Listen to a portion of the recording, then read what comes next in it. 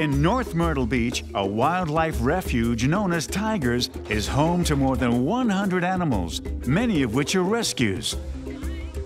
With over 3 million visitors annually, people come from all over the world for the unique opportunity to see the world's rarest tigers roaming free on the property.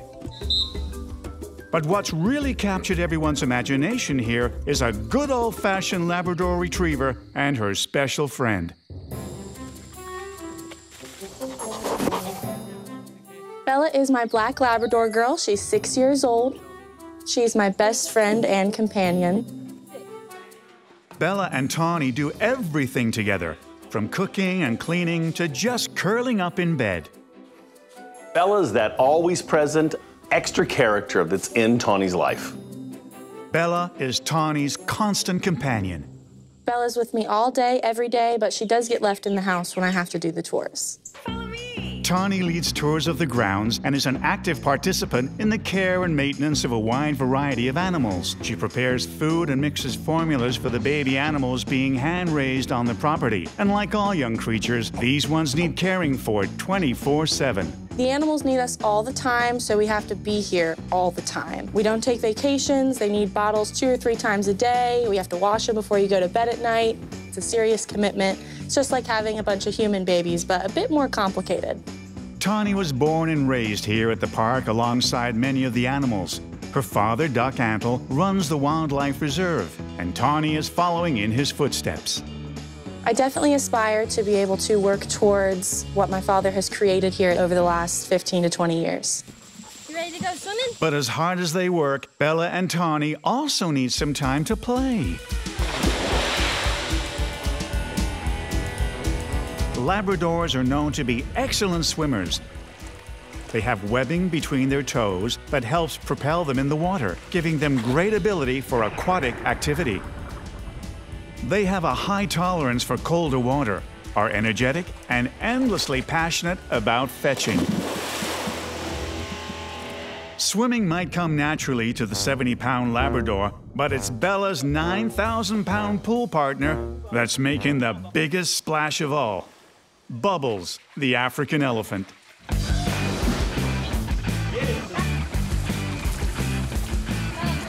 Bubbles is the African elephant. She is my big sister. Bubbles has been living with me for 30 years now. It's the coolest thing in the world to have my dog Bella and Bubbles the elephant, 2 creatures that I love so much, interacting together, and it's amazing to be able to share these interactions with them. Bella and Bubbles have formed a strong bond over the past 5 years, but it was a gradual friendship requiring constant supervision between a dog and an elephant that could clearly crush her.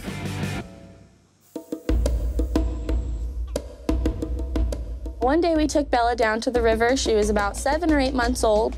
She jumped right into the water, just like all labs will do, but she was a little bit weary of the elephant at first. But because I was climbing on and off of Bubbles, I was able to pull her up there, get her comfortable, and she learned to sit on there. And that was a very slowly built friendship from that first moment.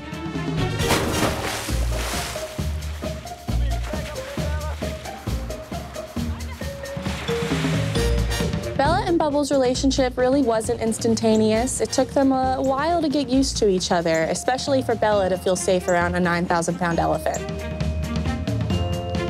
The more my dog got comfortable in the water and she realized that the elephant was kind of a station in the water that she could climb up to, and that built up the bond of being able to climb onto her. Then she started learning how to go up the trunk. When Bubbles notices that Bella is tired, she lowers herself in the water to make it easier for Bella to crawl on her back. Bubbles will make it easier on Bella by dipping her shoulder down, kind of lowering her back, and allowing Bella to get on very easily. And then she'll let her stay up there for long periods of time. When it used to be just Bubbles in the water, you'd have to have 3 or 4 people down there to keep her entertained. Now we have Bella, who's so full of energy, they'll just stay in the water and play by themselves, with or without me. Bubbles and Bella will go down to the river and they will play down there for hours. Just the 2 of them hanging out down there with me, just playing this obsessive fetch game. As long as they're together, they're having this great time on the water. I think Bubbles really enjoys the time that her and Bella play together. Elephants have an incredibly tough hide that protects them against the wild African environment, and in this case, a certain four-legged friend. For two different species to have a relationship together, this is a great expression of it. They have an incredible life together, great game that they play. It's got boundaries, it's got structure, but for them it's an ongoing enrichment. But they are able to play and continue to do this on an ongoing basis. There are big differences between elephants and dogs. I mean, just size to start with, right? I mean, the elephant's such an enormous animal.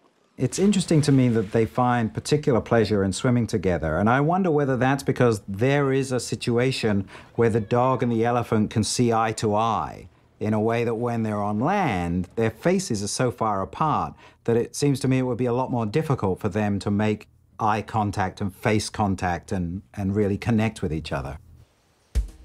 What makes this relationship even more endearing is, given Bubbles' troubled past as an orphaned elephant, nobody expected her to be able to interact so intensely with another creature. Bubbles came to us from Africa as this tiny little ivory orphan. This amazing little girl came to us and needed our care. Bubbles' mother was killed by ivory poachers. Thousands of elephants are dying in Africa from the ivory trade, in the past and now. Bubbles was a little ivory orphan that was taken in by rangers, and she was brought into a holding facility. We said we would take care of that little elephant. We had a crate built for Bubbles out of wood. We got her into it, and we got her onto a 747, flew her from Johannesburg to Atlanta, and then into our home. The trunk gives the elephant the ability to investigate her environment. It's completely different than most animals have the ability to do, including being able to play fetch with her buddy Bella. When Bubbles and Bella are laying around together, Bubbles will pet Bella with her trunk, pull at her little ears, pet her tail. Bubbles is definitely interested in the structure of her fur and how soft she is, especially how friendly and companion-like a lab naturally comes off to be towards people. Bubbles is so intelligent, I think that she reads the sociality of how sweet a dog is. I think she definitely enjoys our company. Elephants are herd animals. They always want someone with them. I'm with Bubbles all the time when she's out and about. But you know, over time, I've become a little dull. I'm not as interesting for her. She loves to be with me, but she likes more. Bella fills in that blank. She's running around her feet, doing stuff that keeps Bubbles excited. Bubbles is definitely interested in what Bella's doing all the time. I think she looks at her as kind of her own little pet. Bella is able to fill a need that Bubbles has of needing constant companionship that's there for her all the time and always needing a sidekick. There's enough overlap in the social needs of an elephant and the social desires of a dog. I'm sure that for an elephant living alone without any other elephant company, that the right dog could be a tremendous social enrichment for her. Dogs are just such social beings that they can form friendships over what might seem unbridgeable distances. 5.5 years after Bella met Bubbles the elephant, they seek each other out and splash around the river several times a week. I think the relationship is very unique. I haven't seen Bubbles have that interaction with any other dogs, and I haven't seen Bella have that interaction with any of the other animals either. An elephant's lifespan is many decades longer than a Labrador Retriever's. Although Bubbles is already 30 years of age, she will likely outlive her canine pal. Elephants absolutely have the ability to grieve just like humans, but I think that Bubbles will be able to overcome that with human companions and maybe potentially another dog in the future. For us at Myrtle Beach Safari, Bubbles and Bella together get to do so much more than they would apart. They have a great time going out and having a life together. Without them being together, neither of them would have as full of a life. So it's a fabulous thing that they're able to have that time together. There's nothing like a dog. It has an incredible special quality to it that can't be found in any other animal. When someone has a dog, it can make them happier than any other friend in the world. And that same caring, sharing, loving expression that dogs give us, I think that the dog gives that same thing to Bubbles. She's an incredible animal, and they have an incredible relationship. At the Columbus Zoo in Powell, Ohio, a yellow lab named Carlisle has made friends with African cheetahs. I think it's really cool how they are raised together and how they're frenemies, basically. In Africa, cheetahs are the enemy of the dog. Dogs are used to guard livestock against cheetah attacks. But here at the zoo, a friendship has been nurtured. The first time you see a dog and with a cheetah, you're like, what are they doing? This is crazy. And a lot of people actually ask that question, why are they in together? Sure, you guys are probably wondering why we have a yellow lab up here on stage. He is actually best friends with Edward. We do a lot of traveling with our cheetahs, and being naturally skittish cats, Carlisle kind of helps calm them down and lets them know that, hey, this is okay. He's traveled the country. He's probably been to more states in the United States than most people. You guys will see he'll move to the shotgun pretty quick. When we're driving with all these animals, they don't stay in vehicles. They stay in our rooms with us. From penguins in the bathroom to Cheetahs in the bed. Cheetahs in the bed. Yep. So, what else can we talk about?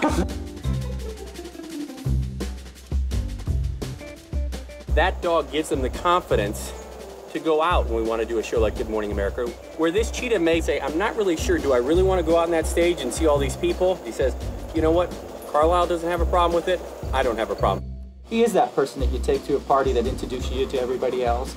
You go in kind of nervous and you end up kind of like, oh yeah, this is kind of cool, I like this place.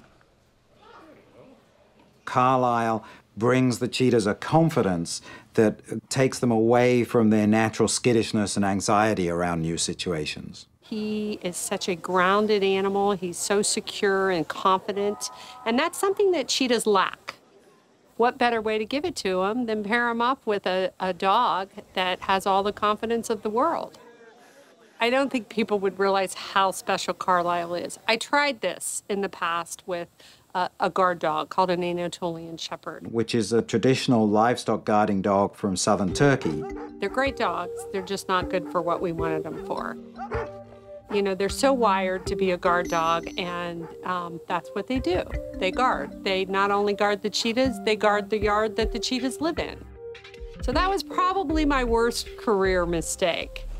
It's particularly interesting with Carlisle that we have an example of a dog who's actually making friends with cheetahs. The most amazing thing for me to see Carlisle with these cheetahs is that in the wild this wouldn't be possible. This was a friendship by design, but a bond has developed that goes far deeper than anyone expected. That's so unique, how they've connected. You know, it's beyond anything you and I can comprehend. I'll never know if they love each other because it's one of those internal behaviors that I don't know. What I do see is there's definitely that bond that they like to be together. Carlisle to them is their brother. It's amazing. I mean, Carlisle is obviously their best friend. The cheetahs greet Carlisle like they would greet their brothers, their cheetah brothers. It's a beautiful relationship. Since the lifespan of a cheetah in captivity and a canine is similar, Carlisle and the cheetahs will remain together for the rest of their lives. They'll definitely be together their entire life and be friends. Everybody thinks a dog is just man's best friend. Well, I can assure you, Carlisle, definitely Cheetah's best friend, too.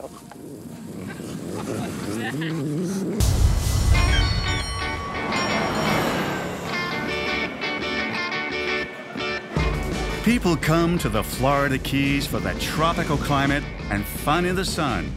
But if you want something extraordinary, this tour boat comes with a dog who has some interesting friends at sea. Okay, come on aboard, guys. Wild About Dolphins is an oceanic tour group that allows people to get up close and personal with exotic species. Welcome aboard Amazing Grace. We are headed out this morning to an area that we call the Dolphin Playground around the waters of Key West. The Dolphin Playground is an area that the coastal bottlenose around the waters of Key West love to come to socialize with their young, to sleep, to rest. It's kind of like a safe haven for them. The Dolphins Playground is a must-see destination, but nobody offers the tour like Sherry and Maya. Maya is by far my best fun friend, and we have so much fun together.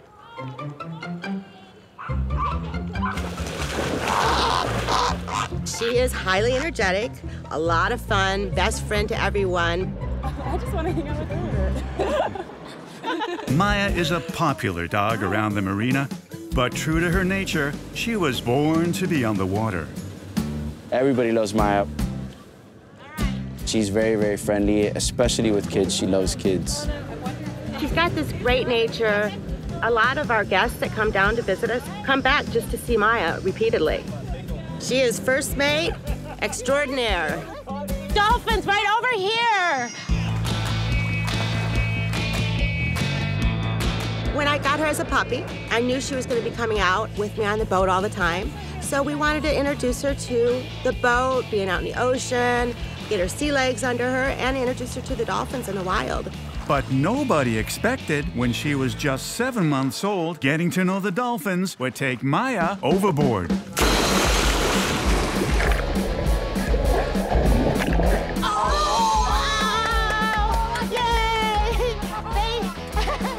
The first time that Maya actually got in the water with the dolphins came up and they approached her from way off in the distance, and I was a little unsure at that time. You know, they're big animals out there in the wild. She started swimming towards them, her ears kind of perked up, and then she kind of drew back a little bit, looked at me like, Mom, really? And then they kind of came up gently and they looked at her, and it was like, wow, I can't believe they came over to check her out like that. Wow, that is so cool. Look at her go. The curiosity of the dolphins was fascinating to see, and I believe that was the beginning of their kinship and their bond. Dogs and dolphins have very different ways of taking in the world around them. Dolphins have their sonar and they listen underwater very effectively. Dogs are very heavily dependent on odor, on smell. Smell is completely useless in water. So it's an interesting question as to how these species that have such incompatible communication systems can make sense of each other. Despite their physical differences, Maya and the dolphins prove that opposites do attract. It's so much fun to watch the dolphins play with the dog and engage with her. Maya definitely has a friendship going with the dolphins because when she's on the boat, they're a lot more interactive with us. Our guests aboard the boat were so excited. This is amazing. Maya hangs out in the bow here, so she'll go from side to side depending on where they're swimming to. And sometimes they'll actually put their eye out of the water.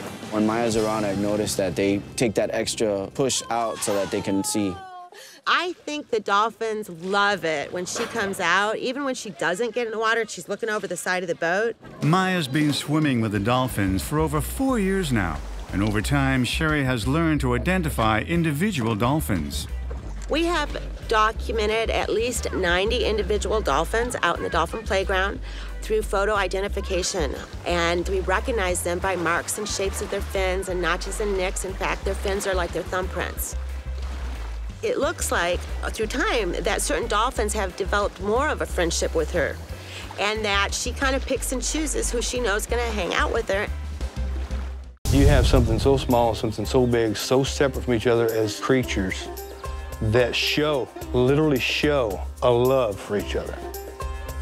With Tommy and Humphrey, you've got this sickly baby donkey, and he's been rescued, but he's all on his own. And young animals especially need companionship for their psychological and physical well-being. An animal doesn't thrive without the right kind of nurturing. Where's Humphrey?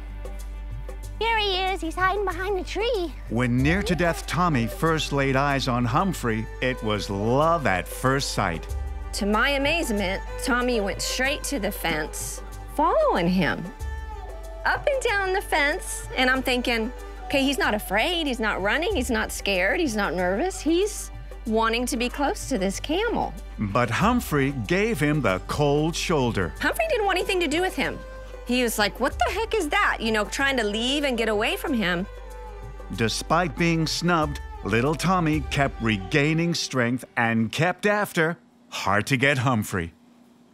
It's like, this is weird. This isn't normal. And finally, you know, thought, okay, I gotta just get them together in the same area and see if they're gonna get along okay. When she put the donkey in with that camel, the first thought going through my head was disaster. Because this is a camel towering above this little miniature donkey. Getting kicked in the face was the first thought. Humphrey could have kicked Tommy at any point. Big old camel and a little bitty, skinny little, you know, donkey, he could seriously get hurt. But adjusting to a new pen mate wasn't easy for the lanky camel. I did have a scary moment. I was in the pen with them, and Humphrey tried to get on top of Tommy and flatten him. When a camel feels threatened by another animal, they will try and sit or lay on the threat to subdue it. I got him off real quick and thought after that, for sure, Tommy's not going to want anything to do with Humphrey. Nope. He didn't care. Early on, the donkey's on his own, and he needs companionship. From his perspective, maybe the camel just seemed more like his mother, and that's why a better relationship developed there. He's not a horse. He's half donkey. I mean, He's half. Thinks he's a camel, thinks he's a horse. Pam eased the two together again, slowly. But Tommy was chomping at the bit for Humphrey. Tommy was all over Humphrey. He was jumping up on his neck, he was biting his rear end. He would do figure eights, underneath his belly and around the front, and back under the belly and back around the rear end. And to my amazement, Humphrey would just roll his neck back and kind of nip him and bite him, and it was obvious Humphrey was enjoying it. And they started playing. They've developed a style of play that they can enjoy together. The outcome of this is that the donkey is really doing terrifically well and is now completely healthy and a well-developed donkey. What are you guys doing? This unlikely duo would have never met without Pam's unrelenting devotion to animals. But experiencing the friendship between a donkey and a camel is a reward in itself. Before Tommy and Humphrey, I didn't have that extent of seeing how wonderful it is for two animals to cohabitate together, to get along, to follow each other, to play, to sleep next to each other. It's never ending with them. So it just has put a new perspective on things for me. One thing I learned from Tommy and Humphrey would be to keep an open mind to people, not like judge a book by its cover, because I could end up being friends with any type of person, regardless of how much different they are from me. With open minds and hearts, Tommy and Humphrey's caregivers maintain high hopes for the improbable pair. They don't ever get tired of each other. Yeah, they're like the best friends and animals I've ever seen. Yeah, I see this as a definite long-term thing. Yeah. A forever and ever thing. The bond just gets tighter. They bond. It's something the human race can learn from. The two-legged critters. Race, nationality, age, whatever it is, we can all learn from animals.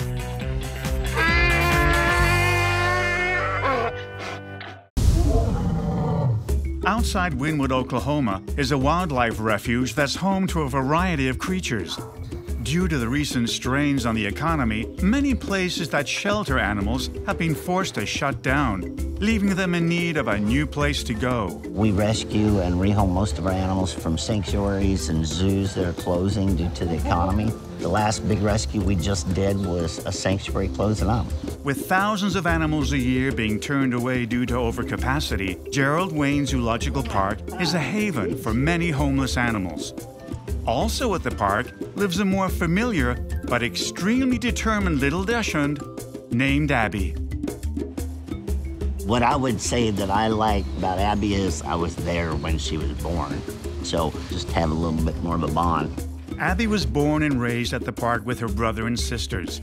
She is notably the biggest and bravest of the bunch. The name Dachshund is of German origin, literally means badger dog. They were bred to chase badgers and other rodents out of their holes, which is why they have those short little legs. They're real unique about being close to the ground. That's what they need to go down in the gopher holes and get in them little tunnels. Yes, I know it.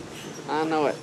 While some of the bigger beasts around here might think of Abby as a sausage on a bun, there's a certain animal who likes Abby for what's on the inside. Bone Digger, the Barbary lion. I can't say that I've ever seen anything like this bond. They're always just loving on each other. Bone Digger gets along with all four of the Weiner dogs, but for some reason Abby gets away with a lot more. Him and Abby's had a special bond from the first day. Not long after Bone Digger was born, Abby came along. They were probably all introduced within being the age of 6 to 9 weeks old.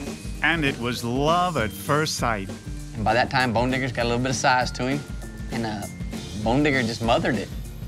The most amazing thing is definitely the bond that they've built. Known for their little legs and big nerves, Dachshunds' lack of self-awareness in terms of their size can sometimes get them into sticky situations, especially for Abby, who is committed to burrowing herself into this lion's heart. Bone Digger actually got too big for the house, so we had to move him out front. So we built him a cage, a pretty good-sized cage on one side of the yard. When Abby was outside at night, Abby would actually dig under there and go in with Bone Digger. So she was actually sleeping with Bone Digger every night and trying to fool us by thinking she's out here. We made a decision to we had to fill the hole up because I can't have the hole with the fence. So we filled the hole up and left her in there, and you gotta beg her to come out now. It's incredible that Bone Digger would accept this dog into his space and not mistake her for his breakfast. Even big, fierce animals need friends. Lions are social beings.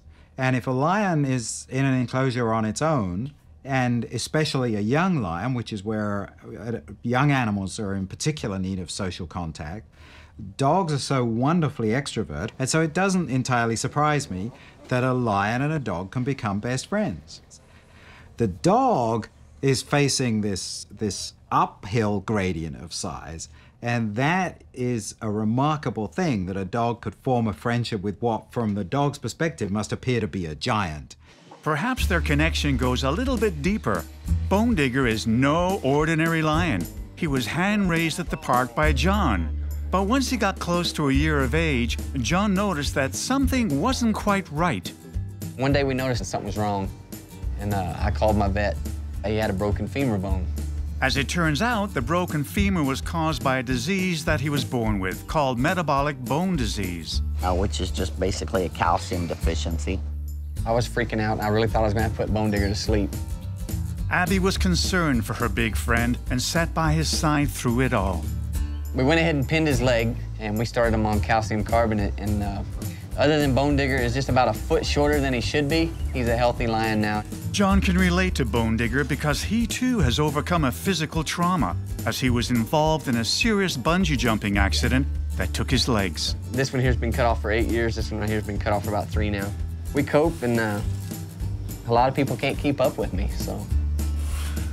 I bonded so much with Bone Digger, you know, I don't know if it's because he knew I was crippled and I knew he was crippled. I don't know what the bond connection was, but the animals just do so much for your insides, you know, your soul, it just drives it. To this day, only John and the Weiner dogs can go into Bone Digger's area. Me and the Weiner dogs are about the only relationship that he has. Nobody else can go in the cage with him. He runs them out, gets aggressive with them.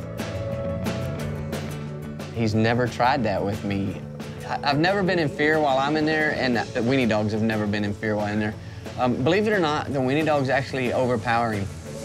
I think they've got their size differences worked out. One minute they'll be running around the house chasing him, and then the next minute he's chasing them, so they reverse roles. Contrary to what you might expect between a lion and a dog, Abby and Bone Digger are creating their own unique dynamic. When it comes to settling who's in charge, it must boil down to the personalities of the individuals that are involved here. I don't think there's any general rules of biology or psychology that can tell us that the biggest animal, the bigger animal, should always be the one that's the boss. Bone Digger is a Barbary lion, the largest of the species. He is one of the few left in captivity and are completely extinct in the wild. They are distinguished by their mane, which extends down to their belly. Historically, Romans used Barbary lions in the Colosseum to battle with gladiators, and later on, Barbary lions were offered in lieu of gifts to royal families of Morocco and Ethiopia. Never would a lion like this come into contact with a dog like Abby, yet the only ones who don't seem to notice the difference between a lion and a Weiner dog is them. You know, we've actually split them up. When I go in to weed eat the cage, the Weiner dogs attack the head of the weed eater. So I have to kick the Weiner dogs out of the cage, and Bone Digger just paces and cries up and down the fence. And then as soon as I'm done weed eating, I let the Weiner dogs back in, and he counts his Weiner dogs, make sure they're all there, and just loves all over them. He loves on them. They usually lick his mouth and lay on him and roll over. It's a pretty cool reunion. Act like they've been gone forever, and you know, it's only been 5 or 10 minutes. And every time we do that, it happens. The thing that probably shocks me even to this day the most is he can be eating a piece of steak and the dogs be eating the same piece of steak and it doesn't bother him. Abby just licks his teeth and cleans his mouth up. We offer them dog food, but they don't want it. They want the meat. That piece is bigger than hers. She ain't gonna need that. What makes this friendship even more ironic is what the lions are fed every day equals the size of a Dachshund. These weenie dogs are probably 8, 10 pounds, maybe 12. And right here in captivity, they're getting 10 to 12 pounds a day. She's just making sure he gets what he wants, and then she'll have the rest. Although this theory has since been debunked, legend has it that the female lions used to be the hunters, and they would bring back the kill to the males, watch them eat, and then enjoy whatever was left over. That seems to be what is happening here. Could Bone Digger think of Abby and the other wiener dogs as his pride? We should forget about this habit of using different names for the different species. We should recognize that there's a deep commonality here. Human families, dog packs, lion prides, whatever, they're just beings that think of each other as family and care for each other. It's pretty clear that these two care for each other. I love Abby the most because Bone Digger's my favorite lion here on the park, and she's just really, really his biggest companion. I think there's a bigger bond between Abby and Bone Digger than the other 3 weenie dogs. I mean, he still cares for them all. He protects them, he makes sure they're all right. You know, he's even bit at the fleas like you see dogs doing each other. It's just crazy what they do. The lesson that you get from Abby and Bone Digger living together is he is a wild animal, but he can be tamed. The weenie dog is a tamed animal, but it can be wild. There's a little bit of each animal in each one of them. But one thing to keep in mind, just because you have a social relationship and the lion doesn't mean to hurt you, that doesn't mean to say that this is a sensible thing to do or that you will be safe. A love bite from a lion would really ruin your day. Oh, he wants to lay down. You want your belly rubbed? You gonna be nice? You gonna play nice? The future's kind of troublesome. You know, in captivity, a lion can live 20 to 25 years. Most commonly, your dogs don't live but about 15 to 18 years. It's a good possibility these guys will live longer than that, but I really hate to think about the future if Bone Digger loses his little Abby before he goes. It'd be pretty detrimental to him. Luckily, these two should have many years together before they have to worry about that. The true benefit is he has friends with him all the time. You know, and Abby gets a benefit out of it because she has a pretty special friend. Nobody's gonna pick on her, that's for sure.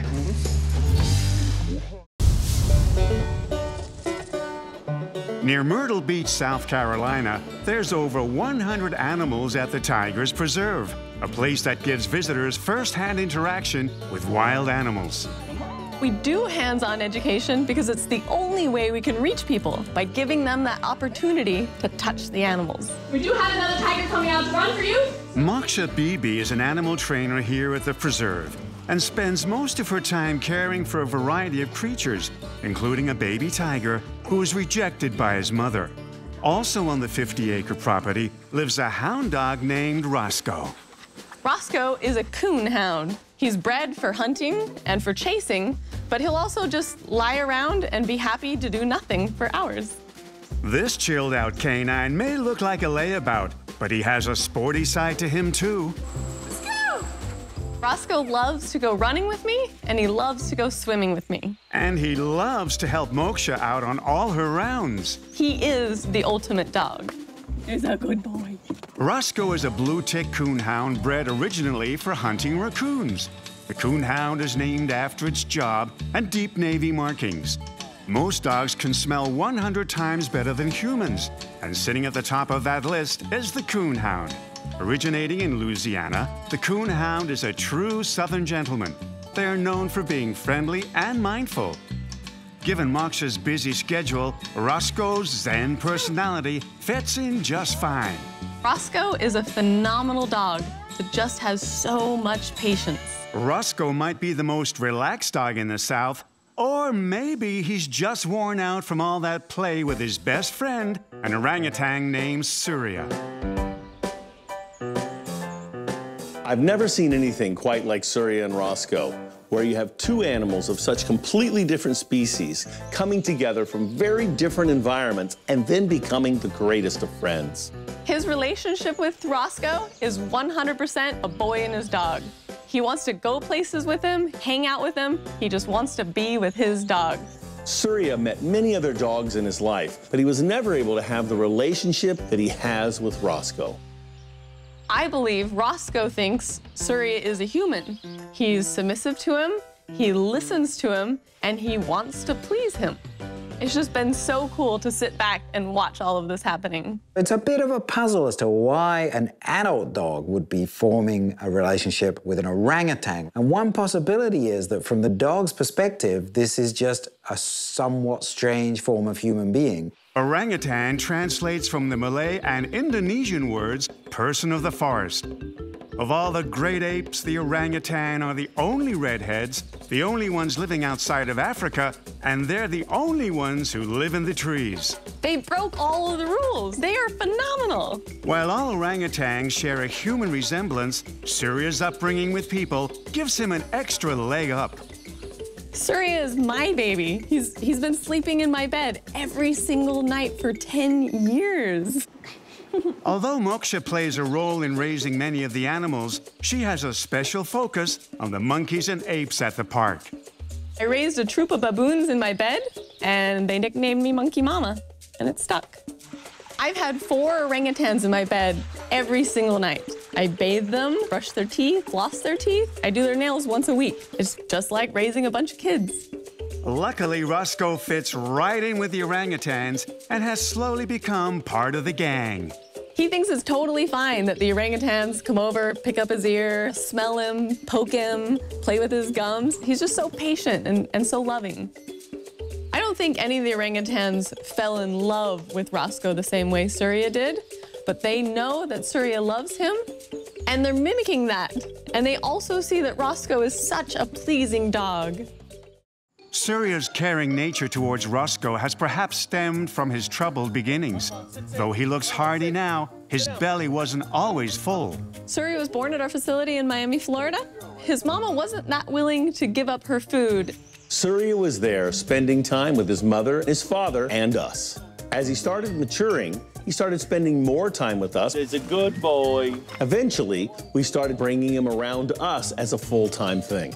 Today, he's happy and full of life. He's a giving, loving orangutan and highly intelligent. I think if he was a human, he'd be building rocket ships. He's really paying attention to everything. Remarkably smart, orangutans are the most intelligent primates. This is largely due to their ability to imitate others. Having watched his caregiver Moksha raise animals, perhaps he wanted to care for one of his own. He's mimicking a lot of what I do, just like a child would. And I think that's a huge part of what makes up this relationship. But there's still a mysterious side to this unlikely friendship. Surya's met other dogs, and he thinks they're cool. But Roscoe really is his buddy. He likes to put his arms around him, lounge with him, and fall asleep with him. Roscoe! The bond between Roscoe and Surya was strong from the start.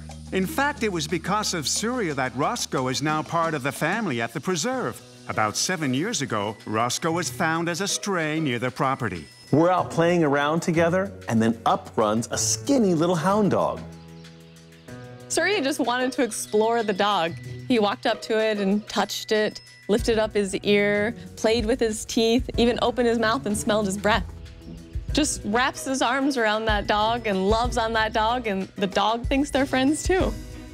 The bond seemed so strong. The moment they touched, it was electric. Despite Surya's loving reaction, Moksha remained apprehensive.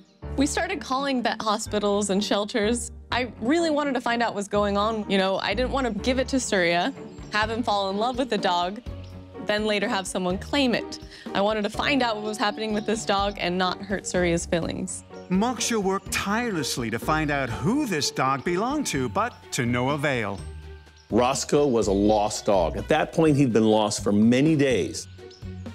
I knocked on people's doors, I talked to people on the streets, and nobody would claim him. It didn't take long for Surya to convince them that Roscoe was here to stay. Surya was sure that Roscoe needed his friendship, and he was hell-bent to make sure that it was going to happen. Once it was obvious that Surya was madly in love with this dog, then it was all fine. Right away, Surya took on a paternal role with Roscoe, bathing him and feeding him. Surya said, "Here, I have some food. Would you like to eat?" In the wild, when food is abundant, male orangutan will share with others during feeding, which results in valuable social interaction. I saw 100% that Surya said, "This is my dog." It was insane. Surya, who knew what it meant to be hungry, displayed a level of empathy toward the starving stray. And since Surya embraced Roscoe, everyone else just fell into place. Roscoe has become my friend just as much as he's become Surya's friend. As with many interspecies bonds, the sun may one day set on the friendship between Roscoe and Surya. The challenge in these kinds of friendships is how do they cope with maturity? And I'm thinking here particularly of sexual maturity, because the risk is that the orangutan, and this is a species known for their voracious sexual appetite, that the orangutan is going to get the wrong kind of ideas about the dog, and that's going to break a beautiful friendship. As Surya gets closer to sexual maturity, his relationship with Roscoe will take a step back. As time goes along, orangutans spend a lot of time up in the trees. Surya is going to continue to do that, and he'll have less time with Roscoe. But Roscoe's got Moksha, and the two of them have a great life together. But even if the relationship does change, it won't be forgotten.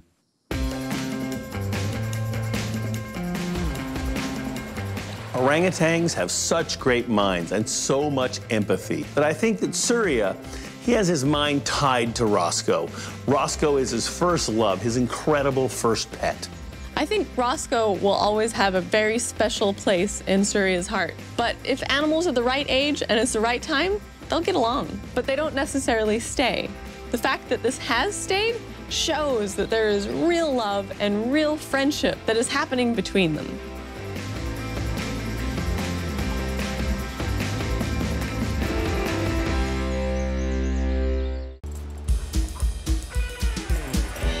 Weimaraners are a hunting dog and have energy to burn. I thought it was going to be a nice, calm dog, you know, one that sleeps on the rug. It's not her. One word, crazy. Originally bred as a gun dog and dubbed the Silver Ghost in its native Germany, Weimaraners were a highly sought-after breed, and only people that belonged to an exclusive club were allowed to own one. It should never be forgotten that a Weimaraner has a hard-wired prey drive and are known to chase and frequently kill small animals. Saber has hunted a few animals herself, and I'm sad to say she has caught a few birds right out of the air. They were supposed to be aggressive around smaller animals, rodent-sized animals. Typically, a small animal would set off Saber's prey drive. But something extraordinary happened when a little guinea pig named Fanny triggered Saber's play drive. Saber has always been 100% interested in Fanny. Saber has this obsessive compulsiveness for licking and kissing. So she was licking our hand one day, and I kind of moved it out of the way as enough, because I'm getting slime all over me here, and she kissed the guinea pig. And I think maybe from that point, she realized that this was something that could be something positive. We were always saying, stop kissing so much. And before we knew it, she was acting more nurturing, motherly to this thing. The one day she was laying on the carpet, kind of playing with Fanny, and she just rolled right over on her back.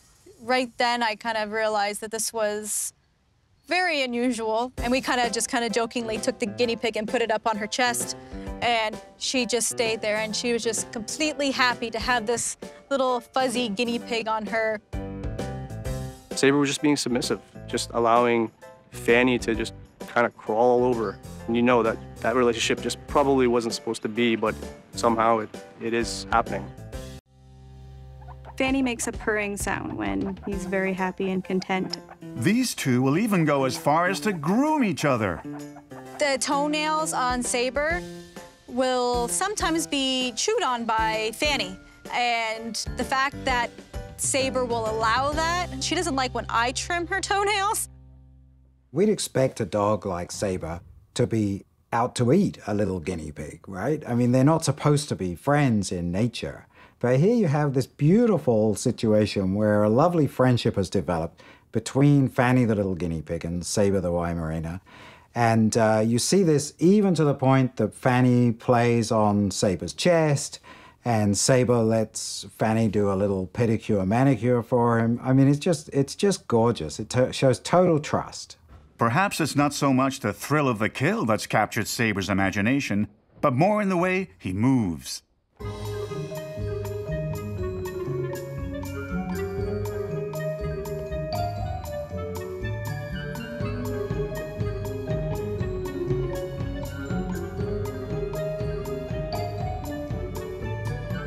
Guinea pigs are known for something called popcorning. Most of the time, they're popcorning when they're having a lot of fun. It is absolutely hilarious to witness.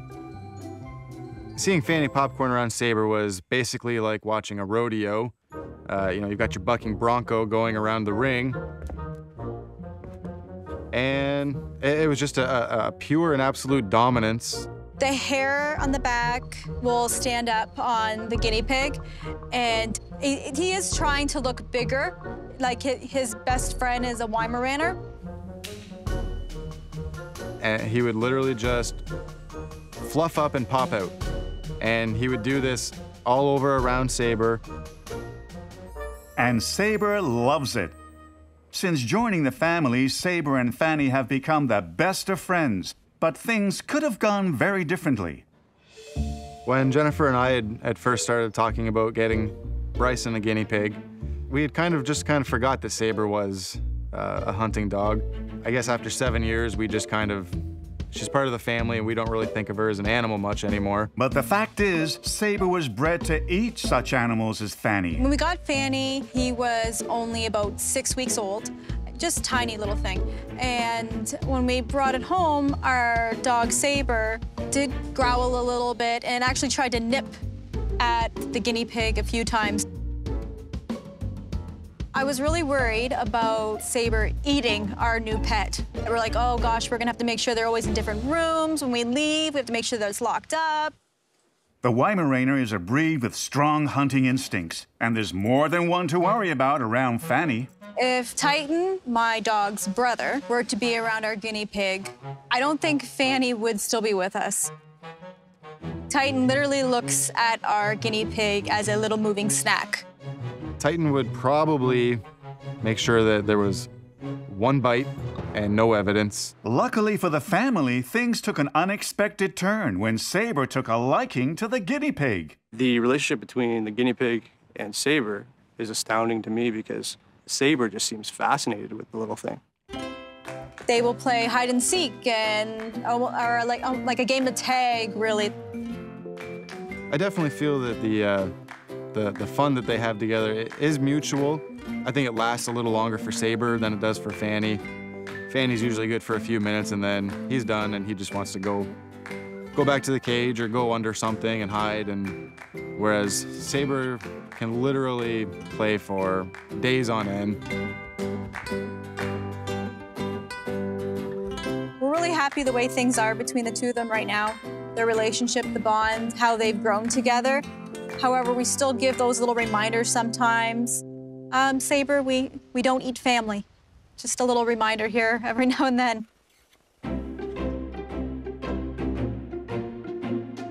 The most amazing thing about Saber is her patience. Although she can be crazy and full of energy, she has been an amazing, almost role model for my son. She's quite unusual. I wouldn't change her for anything.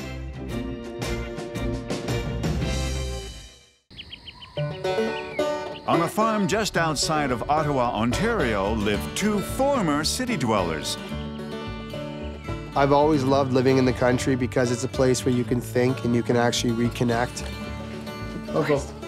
We're dubbed around here as the Cityots. We'd never had a farm before.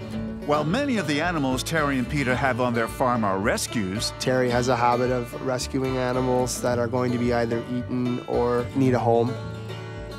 There's one farm member that stands out, a 3-month-old goat named Forrest. Anyone picks up Forrest, you know, he's happy, he'll give you little kisses. Thank you.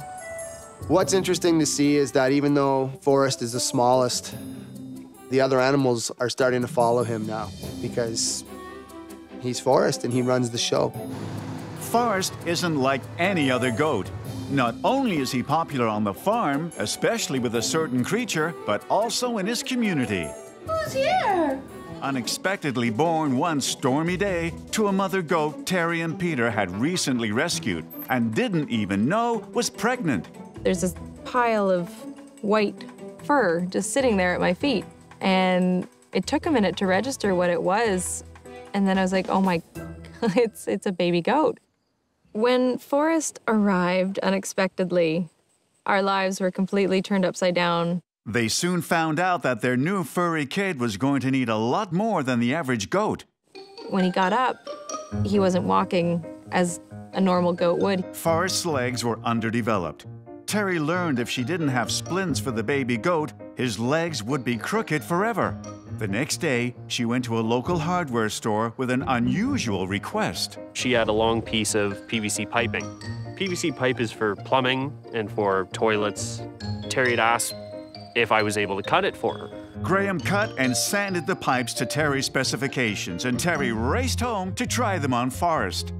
And it was perfect. They fit perfectly. Forrest could walk. I started to cry. I couldn't hold it in. This little guy was able to walk. There you go. He's walking so much better. The splints absolutely made the difference, 100%. While Forrest was now able to walk, he wasn't out of the woods just yet. Forrest's mother was not producing milk for her baby. The legs were a concern, but the main concern was he wasn't eating. He wasn't getting enough nutrition, and he was getting really, really weak, and he wasn't growing at all, and wouldn't take a bottle, wouldn't take his mom, wouldn't take anything. But just as Terry was getting fed up, Forrest did something she had never expected. I got to the point where I didn't know what I was gonna do. I didn't know how I was gonna get milk into this little baby because he needed it, and he was fading again. And then he was right next to the bowl, and he stuck his head in it. And I thought he was gonna drown, so I lifted his head out, but no, he was drinking, and there was milk all over his face, and there was milk all over me, but he was lapping it up. He was drinking it like a champ. That was the first sign that he's gonna be okay. 3-day-old Forrest was on the mend.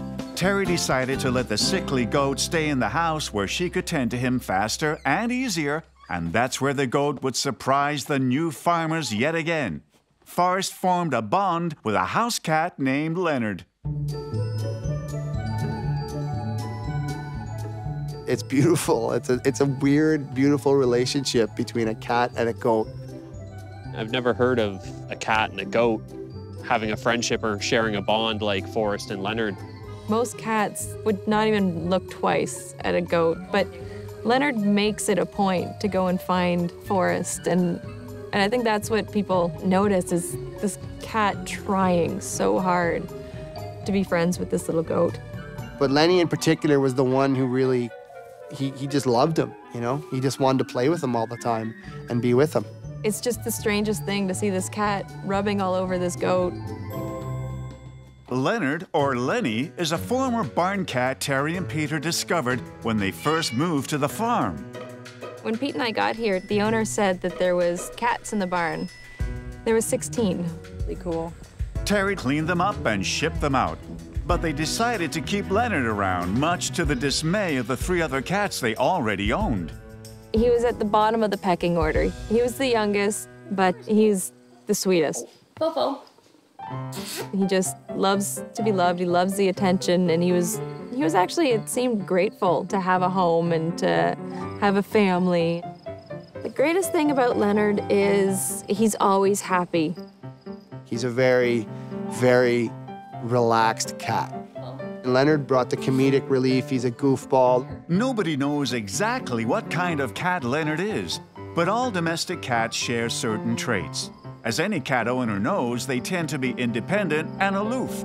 While they enjoy social interaction, they can take it or leave it. However, none of these facts apply to Leonard. The first time Leonard met Forrest, Forrest was all bundled up in his little basket on a heating pad, and Leonard came in and he started sniffing around, and Then he saw the basket and he was pretty curious about it, so he jumped right in and got a little bit of a surprise when he saw that there was something in there. Leonard, who was having a hard time fitting in with the other cats in the house, managed to connect with the kid. I think he just liked the company, somebody that wasn't gonna hiss at him and make him, you know, the bottom of the totem pole.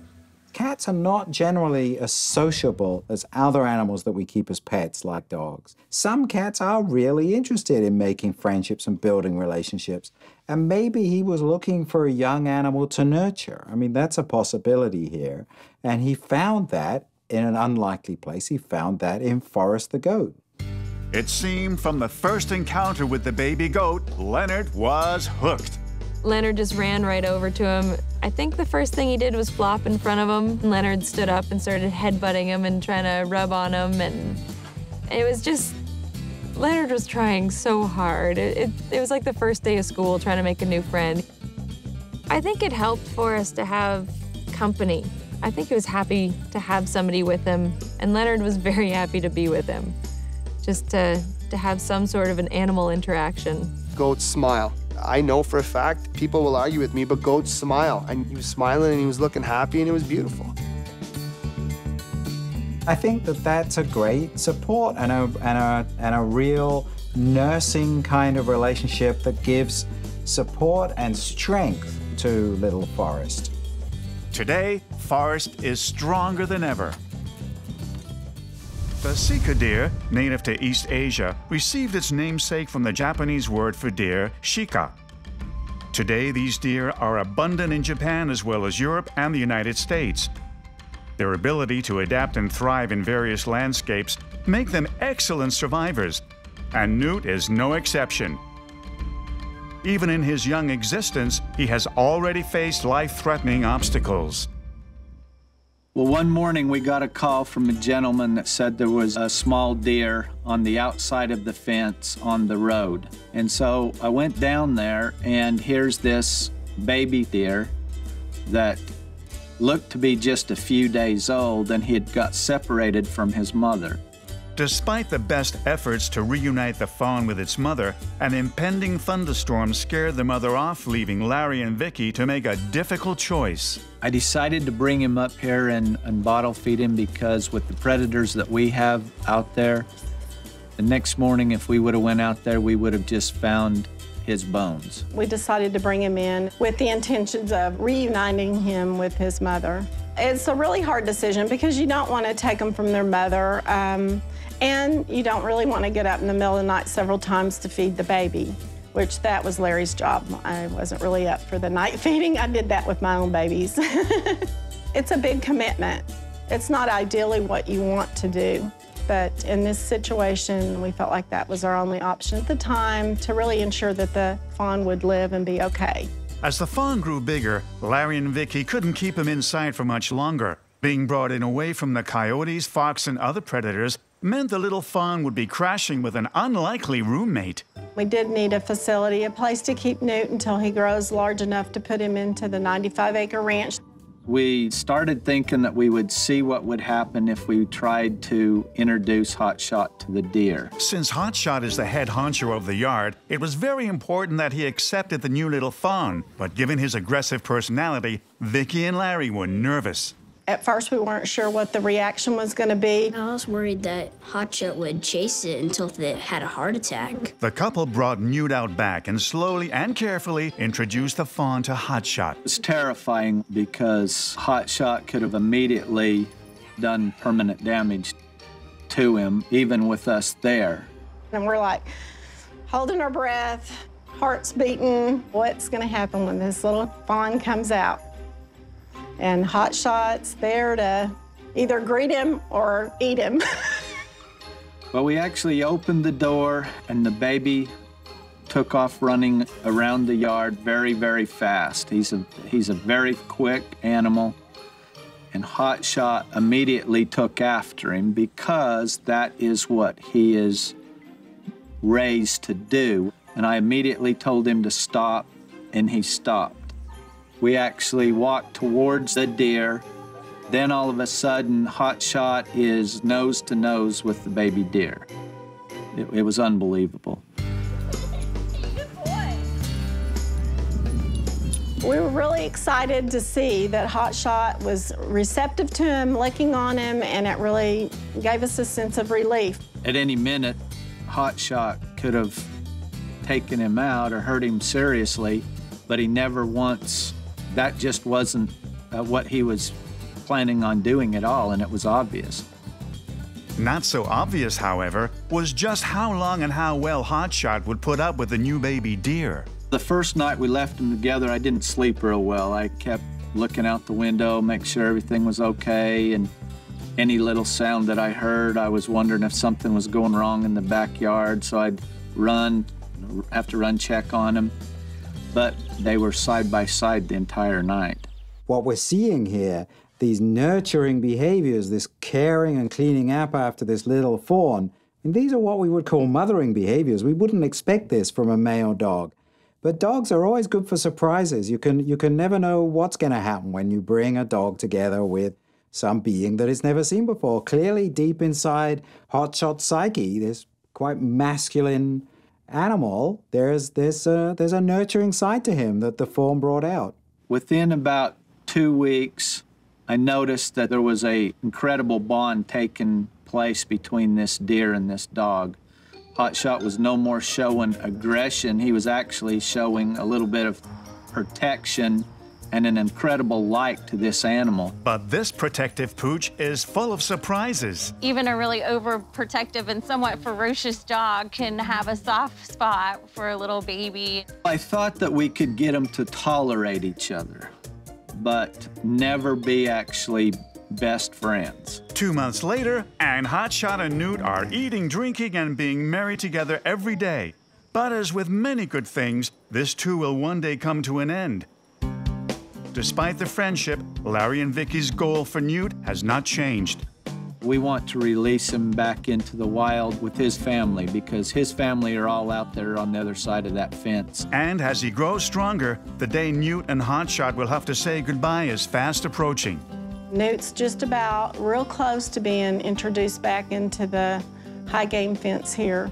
What we really want is for him to be a deer. While everyone at the ranch agrees that it will be a sad day when Newt goes, returning him to the wild is what's best for the fawn.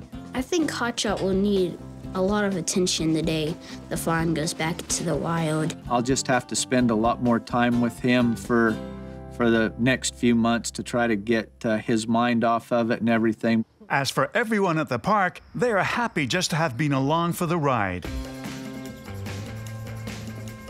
When I'm older, I will probably still tell people about this relationship because it's so unique. It's just really a sweet relationship to watch develop.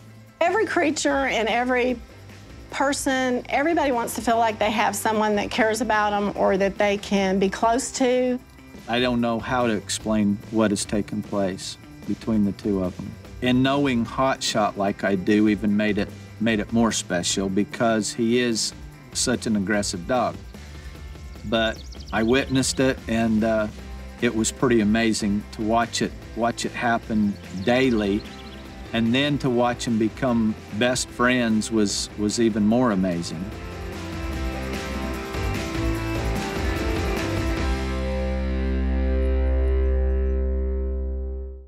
Crooked Bill, Winnie Minnie, and Sassy have become the three musketeers.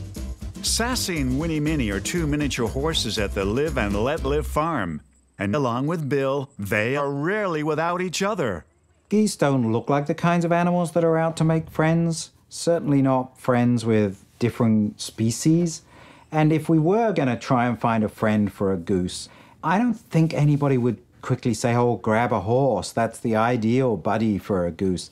When I saw that, the mini horses, I'm just like, you don't see that every day.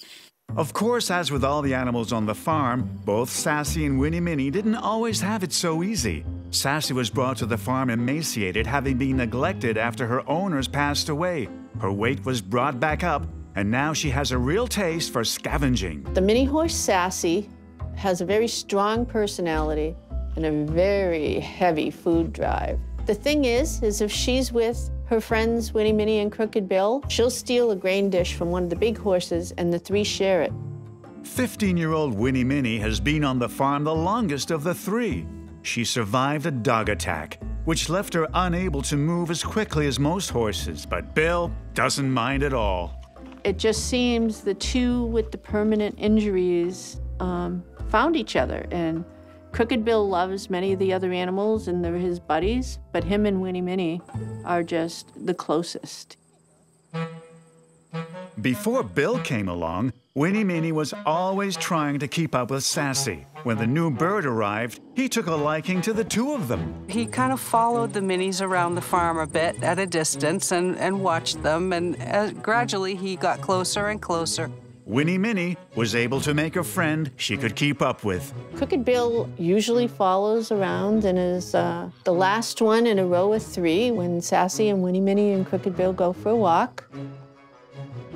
Their bond just grew more and more through the summer and fall. It was one winter night that convinced Teresa that there was something special happening at the farm. I was really, really worried about, will Crooked Bill in this kind of weather know to get out of the weather with Winnie Minnie and Sassy? Is Bill in there? I looked in the stall, and Winnie was in the back, Sassy was in the front. Sassy was facing me.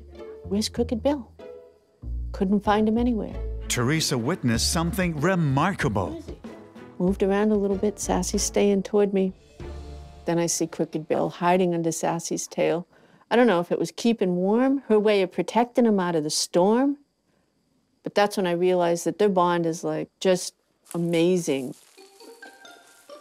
She was keeping him under her tail, away from the weather, facing the door, and protecting him. He was under her tail, like you wouldn't even know he was there. Similar to geese, miniature horses are known to be safety conscious. They even have the ability to see 350 degrees and have excellent night vision. As such, they make great sight animals, a job traditionally reserved for dogs. It was just amazing. I just to this day can't even believe what I saw. Winter came and went, but when spring arrived, Crooked Bill would scare the farm dwellers once more. I was moving around the farm in the morning and heard the Canadian geese coming by, and they had been coming regularly through the week. This particular flock circled a lot. Crooked Bill would watch, would listen, but he didn't seem to have any interest in flying with them. On this one day with this one little group, though, he did actually take off and fly away with them. So, of course, my first thought was, goodbye, bud, and I wish him well, and not knowing what would happen to him was the sad part. Not knowing if he was going to be able to survive. Would Sassy, Winnie Minnie, and everyone else at the farm see their goose again?